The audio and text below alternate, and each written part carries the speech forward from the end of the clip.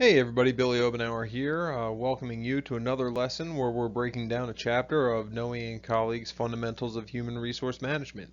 In this lesson, we're going to be breaking down Chapter 10, Managing Employees' Performance. In its simplest form, the performance management process involves three different components.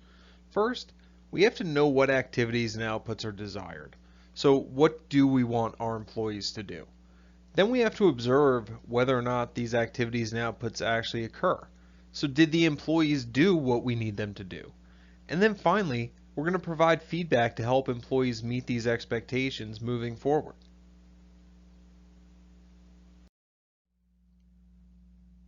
Now we just talked about identifying desired outcomes in the performance management process. And the first step here is that we're going to define these outcomes for our organization.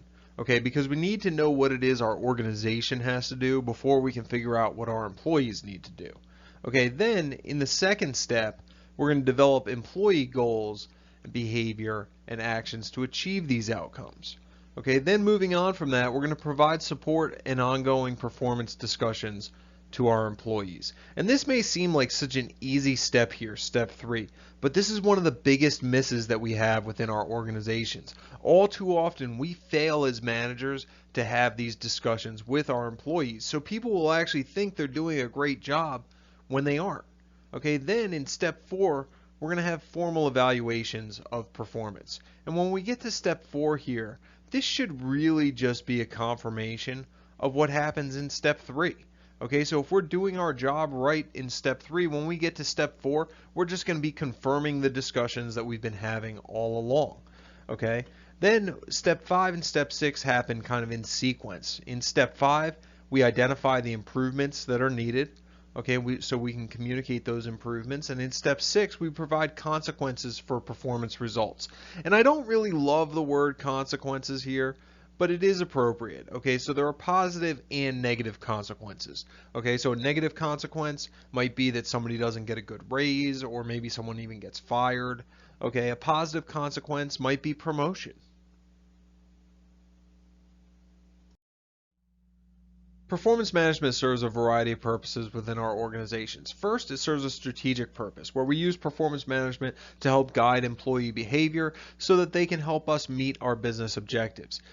Next, it helps serve an administrative purpose where we use performance management to help guide day-to-day decisions within the organization. So we may use performance management to guide promotions, to guide transfers, to guide training objectives, and so on and so forth. And then finally, performance management serves a developmental purpose where it's the basis for developing our employees' knowledge, skills, and abilities.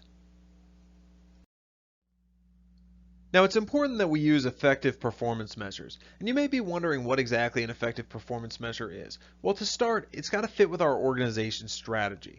Okay, so whatever the measurement is, it's got to be something that when our employees consider it, it's going to motivate them and guide them towards achieving our company goals. All right, second, the measurement should be high on validity. In other words, it should measure what we intend for it to measure. So if we're trying to measure someone's knowledge in an area, the measurement should be effective at capturing that knowledge. All right. Third, it should be high on reliability, meaning that the measurement is going to yield consistent results. And there are two types of reliability that we'll talk about here. The first is test-retest reliability. And what test-retest reliability means is that if we test someone today and we test someone in 3 months, we should yield consistent results. And then we have inter-rater reliability. And what that means is that different raters should yield consistent results. So if 3 different managers use a performance measure to evaluate an employee, their scores should be very similar. Okay, then we have acceptability, and that means basically that our employees and our managers accept and understand the measurements. In other words, they buy into them. Okay, and then finally it should provide specific feedback so that people can use this feedback to improve their performance. Now, as we consider job performance measures, there are 3 different components that we need to think about. All right, the first is a deficiency, and this is the part of somebody's actual or true performance that isn't accounted for in a job performance measure. All right, the second is contamination, and this is the part of the job performance measure that is capturing something that's unrelated to the job. And then we have validity, and validity is where the job performance measure overlaps with actual or true performance. All right, so as we walk through this, let's consider a healthcare worker. Okay, and part of a healthcare worker's job performance measure is going to be their patient satisfaction scores. Okay, but the patient satisfaction scores don't account necessarily for lives saved. They don't account for the number of patients that someone took care of.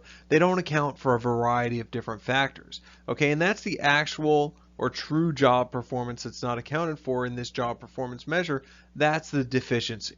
Okay, then there's the component of the patient satisfaction scores that is influenced by things outside of the healthcare worker's performance. So maybe the patient doesn't like the hours of the office, or maybe the patient doesn't like the color of the room they're in, okay, and they give a score based upon that. Well, that's the part of the job performance measure that's not related to the healthcare worker's job, and that's contamination. But then there's a component of the patient's satisfaction score that is related to actual or true job performance, and that component right there is validity. Now that we've learned a little bit about job performance measures, we're going to talk about different ways that we can measure job performance, and we're going to start by talking about different types of comparisons. All right, we're going to look at a forced distribution method, a simple ranking, an alternative ranking, and a paired comparison model.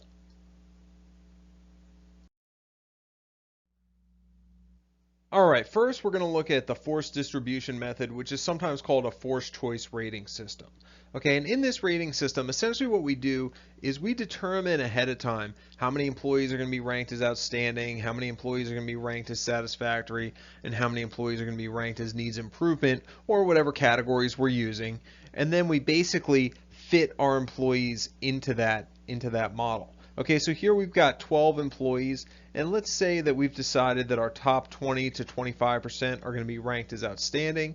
All right, in this example, that's going to be 3 employees, so Beth, Joe, and Garo will all be ranked as outstanding. Then we've also decided that our bottom 10 to 15% need to be ranked as needs improvement. All right, so that's going to be 2 employees in this model, and that means Jean and Lisa are going to be ranked as needing improvement. And then the rest of our employees, from Jilna down to Sean here, are all going to be ranked as satisfactory. Now it's important to remember that if you choose to use a forced distribution method, all right, that it works best with comparative evaluations. Now often we'll see organizations that try to use this with a graphic rating scale or some other type of rating. That can be really tough. All right, the forced choice rating or the forced distribution method works a lot better when you already have comparative evaluations. And this method was made very popular by Jack Welch at GE, particularly because Jack Welch said that the bottom 10 to 15% or the bottom 10% of employees needed to be eliminated from the company annually to make room for new talent. Okay, so in order to meet that objective of eliminating the bottom 10% of employees, what GE had to do was they had to institute a rating system where people were forced into different positions. Okay, now, I'm not necessarily advocating for the use of a forced distribution method. There are a lot of challenges with this. What if your bottom people aren't that bad? Do you really want to rank them as needs improvement? What if your top people aren't that great? You know, we have to think about these types of things, but this is used a lot in industry, so you do need to be aware of it. Next, we're going to look at a simple ranking system. And with a simple ranking system, what we do is we identify the categories that we want to rank our employees on. In this example, we're going to use job knowledge, customer relationships, and required skills. And then we just rank them by identifying the first employee, the top employee, Beth, for job knowledge. Then we've got James in second, Garo in third, Jonah in fourth, and Joe in fifth. All right, then we go ahead and we do the same thing for customer relationships. And then finally we do it here for required skills. Now one of the challenges that we have when we use a simple ranking system is it can be very challenging to differentiate between 1 and 2. So you can kind of get caught up here where you're looking at job knowledge and you say, well, is Beth the most knowledgeable person or is it James? They're really close and you're debating them one after the other, right? All right. However, if we look at the top and we look at the bottom, it's really easy to differentiate Beth, the best, from Joe, the worst in terms of job knowledge. Or if we go to customer relationships, it's easy to differentiate Garo, the best, from James, the worst. Or if we look at required skills, it's easy to differentiate Beth, the best, from Joe, the worst. And that's going to bring us to our next method.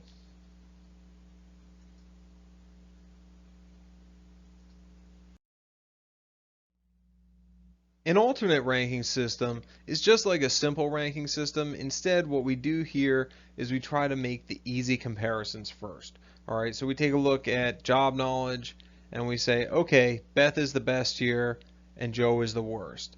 And then James is the second best and Jonah's the second worst. And then we say, okay, Garo falls here in the middle. And then we do the same thing for customer relationships. We go best, worst, second, fourth, and then third. And then we do it again for required skills. And this way of doing comparisons is a little bit easier because we're looking at the bigger differentiations first, okay, that are a little bit easier to identify. All right, one of the challenges that we can have with any of these ranking systems, however, is that you'll notice if you look at job knowledge over here, the rankings are very similar to required skills. And this is because sometimes we will have what we call a halo effect that we're going to talk about a little bit later in this lesson.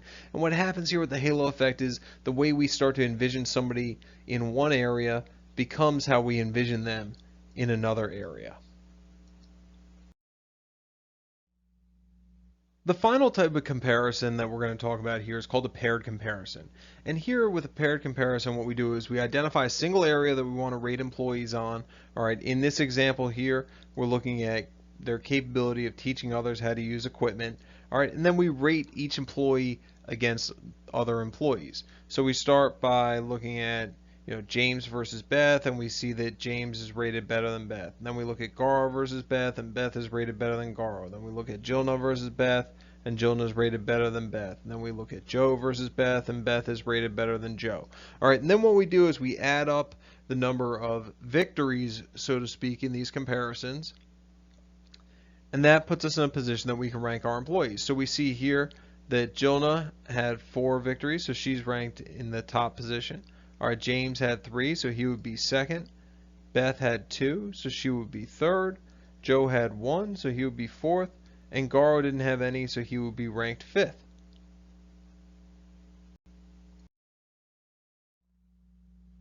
Paired comparisons can be challenging, however, because for one, we have to wonder what are the standards for comparison. So how are we deciding who is better than who in each different area? Also, this can add up to be a very time-consuming task rather quickly. Okay, so if you have 20 employees involved in paired comparisons, that's 190 different comparisons that you have to make in order to complete this process.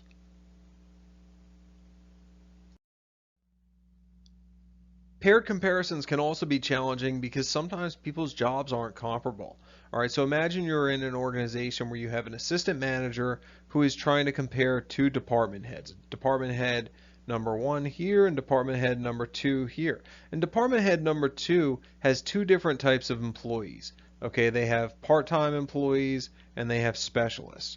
Okay, and then department head number 1 has 5 different types of employees. They've got part-time employees, they've got full-time employees, they've got appliance salespeople, they've got master plumbers, they've got kitchen design specialists, they've got all sorts of different types of people that they're managing. Well, these 2 jobs here are not really comparable. One person's managing 2 types of employees, and the other person is managing 5 different types of employees. So how do you do a real paired comparison between these 2 department heads?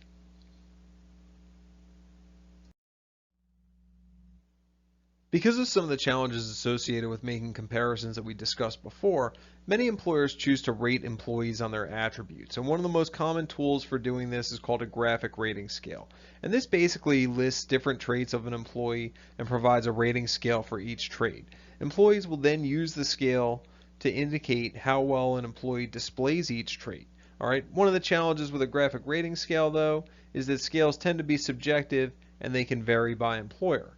All right, to help you better understand a graphic rating scale, we're going to take a look at a few examples here.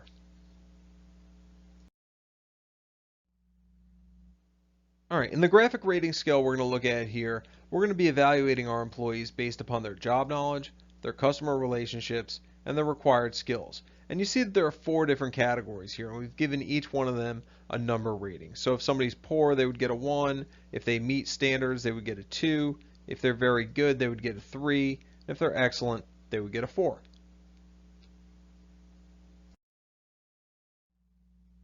Alternatively, we could rate our employees on these same attributes, but instead of using numbers, just give them ratings such as needs improvement, satisfactory, or outstanding.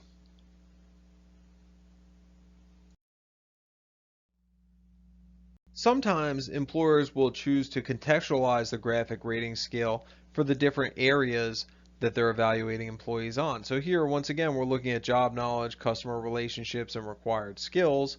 And what we would do is we would customize each of these. So for job knowledge, you see they could either be in a position of lacks the knowledge required to do the job, has the minimum knowledge, has expertise in some areas, or has expertise in most areas. All right, then we go to relationships and we have poor relationships, adequate relationships, all right, relationships that are beneficial to the business, and relationships that are an asset to the business. So as you can see, as we look at the different examples on the screen here, they're a little bit contextualized to meet the different attributes that we're evaluating our employees on.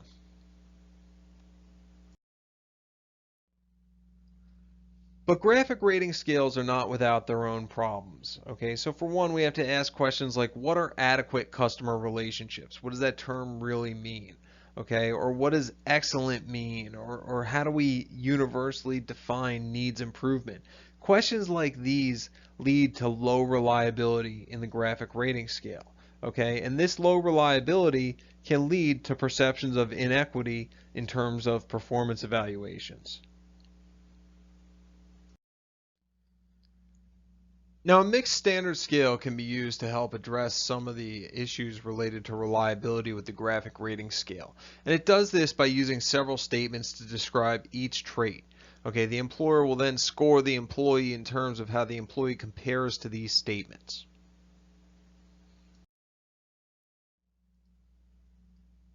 Now, if we wanted to convert our previous graphic rating scales to a mixed standard scale, we might use some statements like these. Okay, so we've got capable of teaching others how to use equipment, requires help of others with understanding of job-related processes, has difficulty retaining clients, excels at finding new clients, has strong knowledge of organizational policies related to the job. Okay, then the employer is going to rate the employee on each one of these statements. So they might give them a score of 0, 1, or 2. All right, now you might notice as you look at these statements that they seem to line up with some of the categories that we've talked about here before. All right, so when we talk about knowing how to use equipment and understanding job-related processes, those are related to job knowledge, as is having a strong knowledge of policies related to the job. Here we talk about retaining clients and finding new clients. Those would be related to customer relations. All right, so what we do is we would take the scores that we have on each of these different items, we would average them for job knowledge, we would average them for customer relations, and then we would have scores for each of these areas.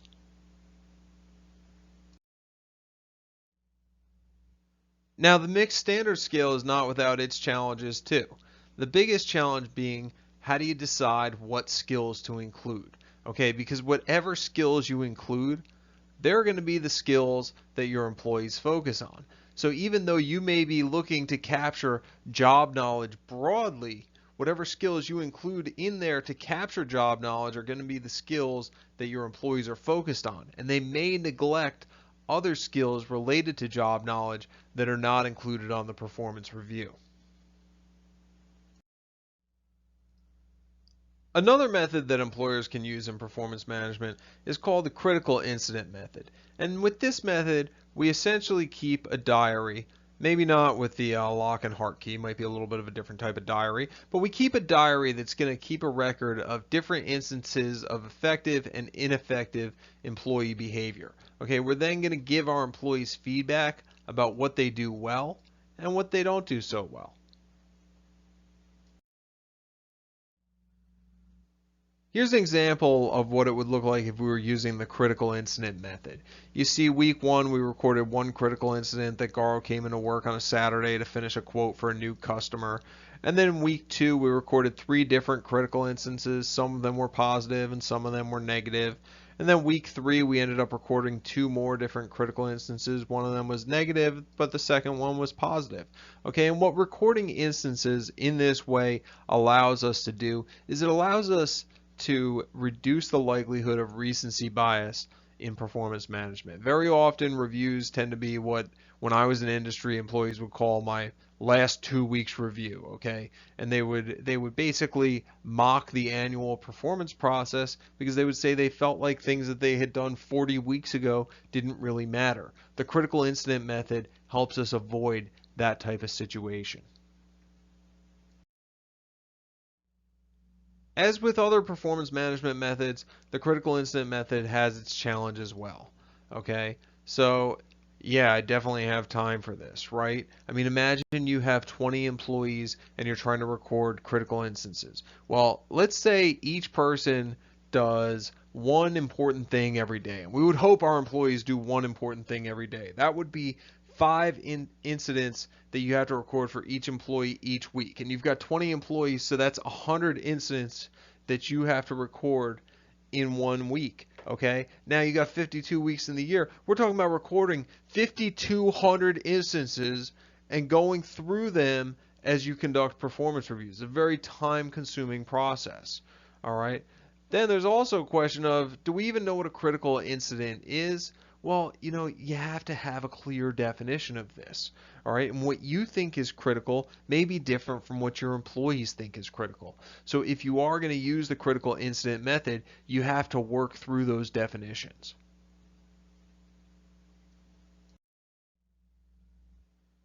The behaviorally anchored rating scale, or BARS, builds upon the critical incident method by essentially having employers rank and rate employees on a scale that shows specific statements that describe behaviors at different levels of performance.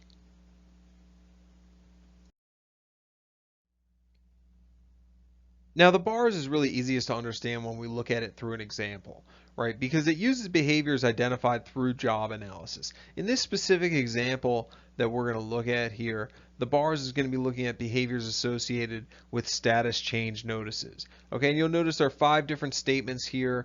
First one says the employee accurately completes and submits all status change notices within an hour of request, and somebody who does that is rated as exceptional. Okay, if they verify status change notice information with their manager before submitting, they're rated as excellent. If they complete them by the end of the workday, they're rated as competent.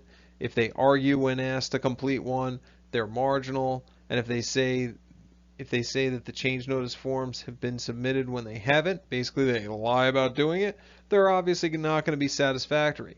Okay, now this is an actual real bars here. That's why I pulled this citation here, so you knew that this wasn't something that's made up. Because I'm going to bring up a challenge here to the bars, and that challenge is, what if the person completes a form within 48 hours? And what I mean by that is, if they complete the form within 48 hours, do you consider that the same as completing it by the end of the workday? Okay, in that case, you would rate the employee as competent. Okay, but it's not by the end of the workday, it's within 48 hours. Okay, so does that go down to the next level? The next level would be argues when asked to complete a status change notice, which would put the employee at marginal. All right, so is doing it within 2 days the same as arguing when asked to do it? I mean, these are tough questions that we have to consider. So when we look at the behaviorally anchored rating scale, one of the real challenges that we have here is figuring out what types of behaviors we're going to put in these areas that are going to be applicable to the vast majority of our employees, and then also having a plan for how we're going to apply situations like this where a person performs a behavior that is not spelled out on the bars. The behavioral observation scale, or BOS, is a variation of the bars, and basically what it does is it looks at different behaviors, and managers are asked to evaluate the frequency within which the employee performs the behavior.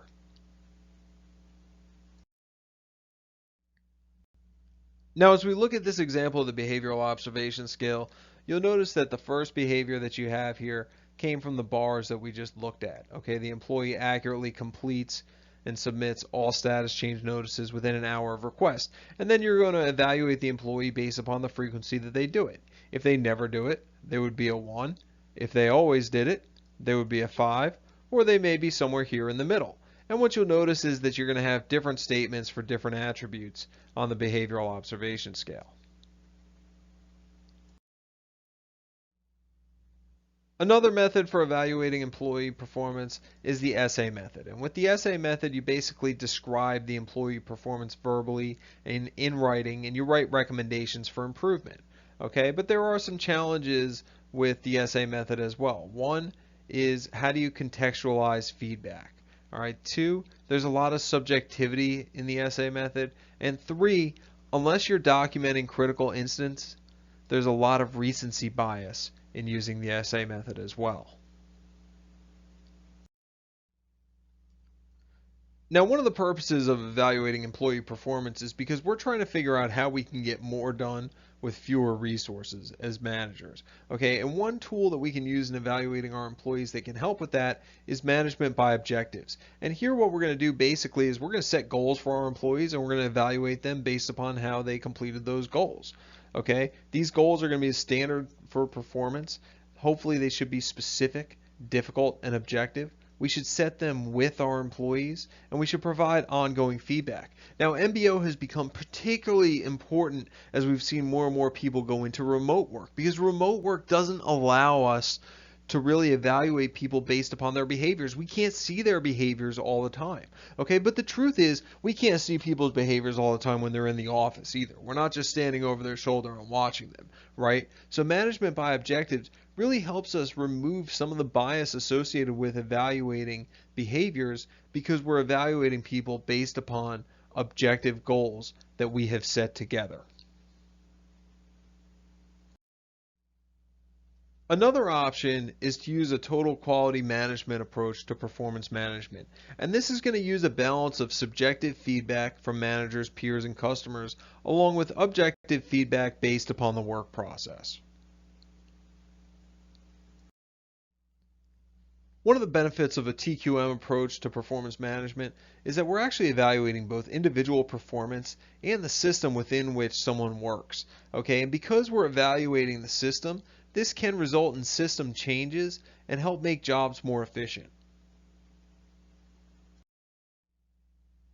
Even organizations who aren't using a total quality management approach to performance management often use 360-degree performance appraisals. And what a 360-degree appraisal does is it basically takes feedback and information from a variety of sources. So we'll get performance feedback from managers, from coworkers, from customers, sometimes even from business partners and peers and the employees themselves. And we'll take all this information and use it to develop the performance appraisal. And what this does is we recognize that each one of these sources has benefits, but they also have deficiencies. And the benefits of one source will help to compensate for the deficiencies of another.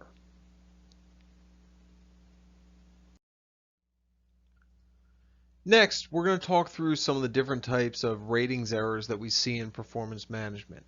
Some of these errors will overstate performance, some of them will understate performance, and some of them won't consistently overstate performance or understate performance. Their effect will be a little more random. The first error that we're going to look at is a similar to me error.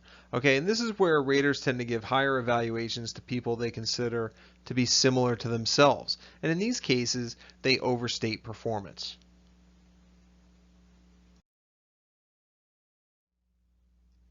Now let's take a look at what a similarity to rater bias looks like in real life. Okay, so let's use me as an example. I am a proud double graduate of Rensselaer Polytechnic Institute, or RPI, in Troy, New York. And let's say I'm managing a business and I have 5 employees, and one of them is from Syracuse, and one is an RPI graduate, one's from Clarkson, one's from UVM, and one is from RIT. Well, maybe I show a little bit of preference for the RPI graduate because I'm an RPI grad, and I say, hey, this person's like me, let's go red. Okay, I'm all excited about having another RPI person in my organization. And I say things like, I see a little bit of myself in him. Well, that's an example of where a similarity to rater bias can come from. And we see this a lot in organizations where people show a preference for others who they've worked with earlier in their career at other companies, or they come from the same schools, but they have shared experiences. Okay, and one of the challenges with a similarity to rater bias is that there also can be other components involved here, such as sex, race, and age. And not only is it an ethical issue, if we consider factors such as sex, race, and age in performance management and evaluations, but it's also illegal. Next, we're going to talk about a contrast error, and this is when a rater compares individuals not against an objective standard, but against other employees. And the impact of this really can be kind of random, and the reason it can be random is sometimes we benefit from a contrast error and sometimes it hurts us. And when I think about a contrast error, I think about when the Big Three formed for the Miami Heat and the National Basketball Association. So we had three of the best players in the league. We had Dwayne Wade, who had just won an NBA championship not too long ago and was one of the top players in the league, and he played for the Miami Heat at the time. We had LeBron James, who was the best player in the league at the time. He played for the Cleveland Cavaliers, and he moved to Miami. And we had Chris Bosh, who was one of the best big men in the league at the time, and he moved from the Toronto Raptors to the Miami Heat. And the problem that we had here with these three players being together is that they all had really good performance stats. They all scored a lot of points, but there's only one basketball that the three of them can share. So at some point, people's numbers are going to be impacted by that a little bit. And we have to consider the context and have an objective standard based upon the context in which they're playing as we evaluate these players. Well, the player who chose to allow his personal stats to be impacted the most was Chris Bosh. Okay, and what happened was Chris Bosh was talked about in the media quite a bit as having his game fall off, not playing well with this team, and so on and so forth. But the question is that really what happened? Now, if we look at Bosch's objective statistics, we will see that the points per game that he scored decreased by about 5 when he moved from Toronto to Miami. But we'll also notice that the number of shots he took per game decreased as well. Okay, and if we look at his field goal percentage, which is basically the percentages of his shots that result in points, we see that those numbers here were really pretty consistent with the rest of his career. So what happened was we had one basketball, it had to be shared. He ended up taking fewer shots. He made the same percentage of shots that he was taking before, but because he had to take fewer shots, it resulted in fewer points. Okay? If we look at this objectively, it looks like he was probably playing pretty decent. But because he was being compared to LeBron James and Dwayne Wade, two other players on his team, he was no longer the top player on his team. Because he was being compared to these other players, there was a contrast error that was taking place in evaluations here, and the media and fans were not evaluating his performance accurately.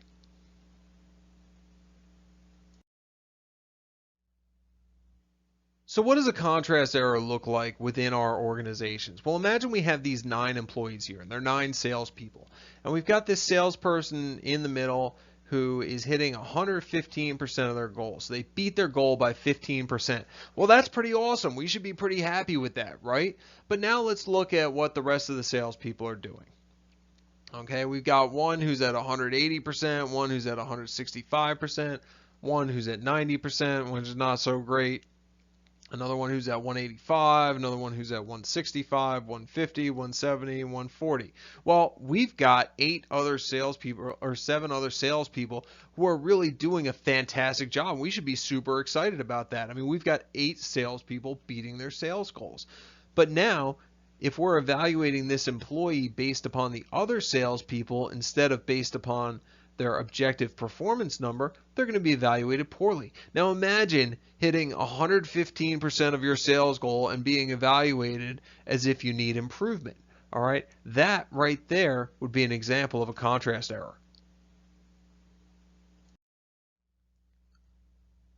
Next, we've got distributional errors, where a rater only uses part of the scale. And these can occur when somebody rates everyone near the top, when someone rates everyone near the bottom, or when someone rates everyone near the middle.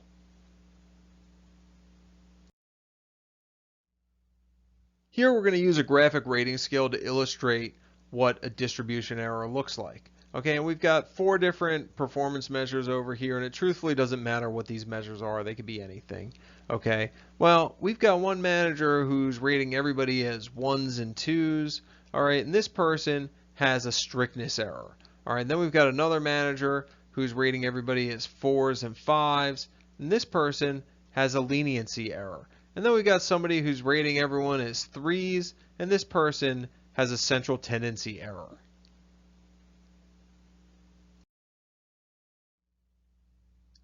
Now you might be wondering why distribution errors really matter. Well, let's imagine that all employees are being evaluated by the same person. If that's the case, our top performers aren't going to be compensated fairly. And the reason for this is that there's no differentiation. So we're not seeing a difference between our top and bottom performers. So we're not able to differentiate in terms of the raises that they receive, the bonuses they receive, and so on and so forth. Another possibility is that all employees are evaluated by different people. And in this case, we've got an issue with inequitable differences in compensation. Okay, when I was in the field, I actually had employees come to me and ask me to transfer them from one manager's department to a different manager's department because they said manager A gives everybody really poor ratings, manager B gives everybody really high ratings, so by working for manager A, I'm actually getting paid less than if I worked for manager B. That's an example of the problem that we have when there are distribution errors, but all employees are evaluated by different people.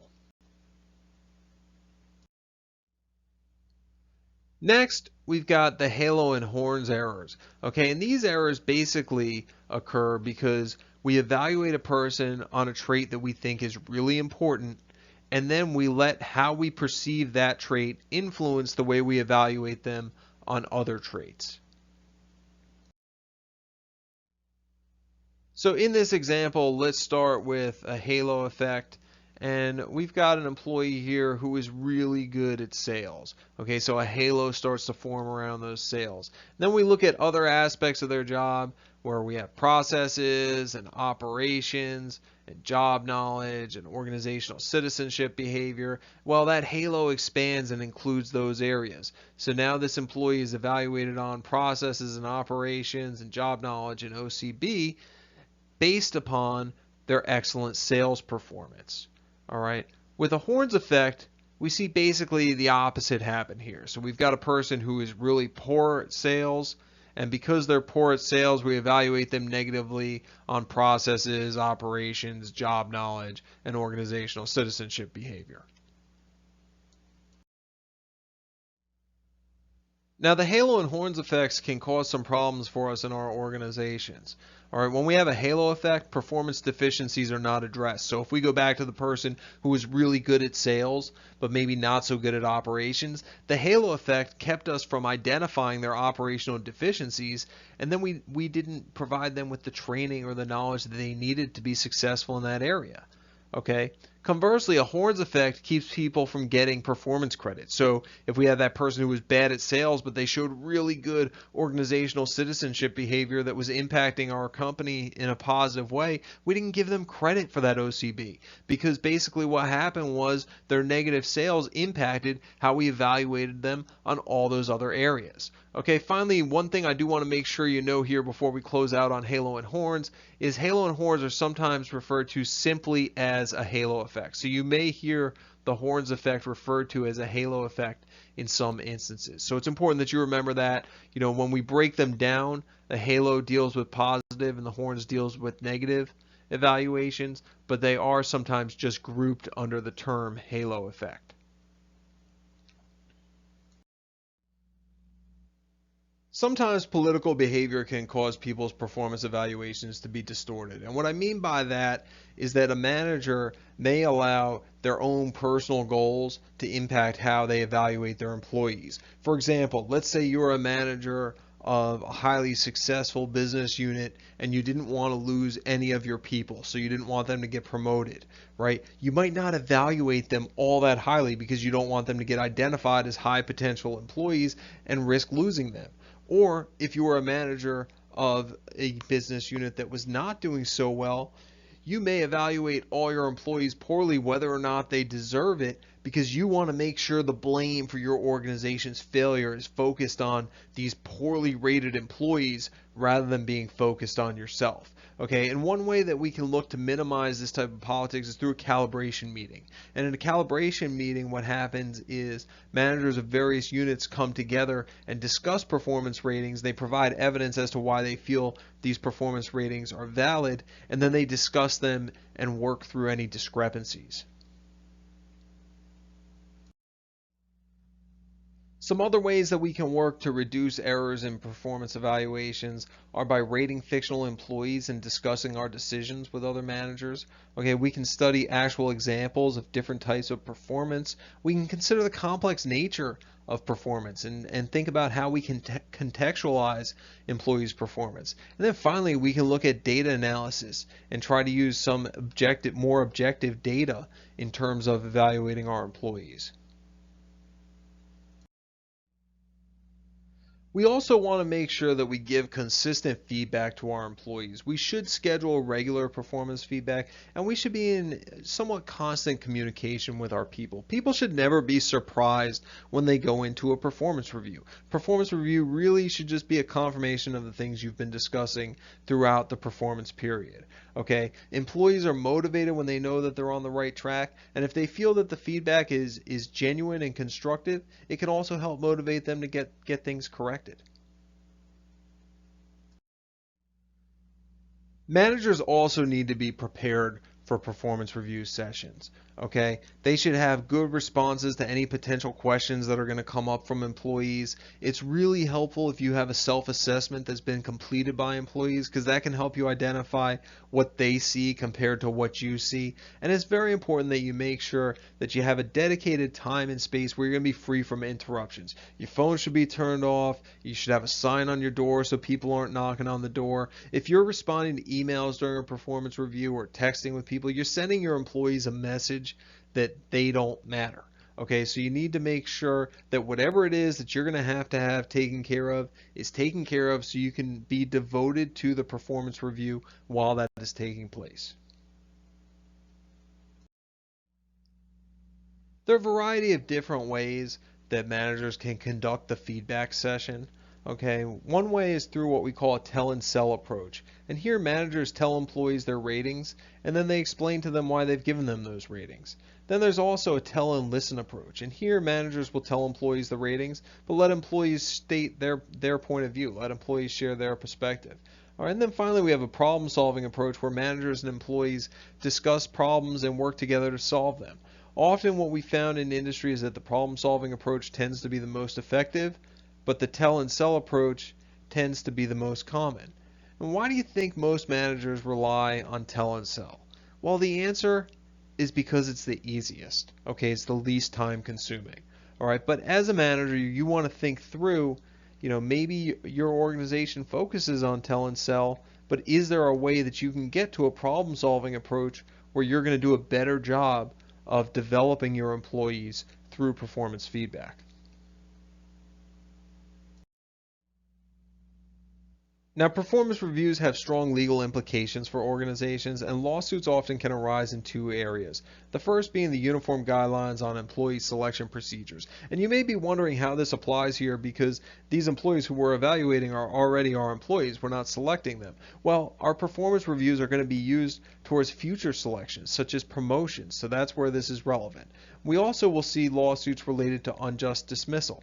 So how can we avoid being sued based upon our performance management processes? Well, one, we should make sure that our system is legally defensible. Okay, and we could do this by basing it on valid job analyses, making sure that evaluations are based upon behaviors, so what our employees have done rather than traits which reflect who they are. Okay, we should use multiple raters to increase the reliability of our performance reviews, and we should also provide employees with feedback, coaching, and training so that they can improve their performance.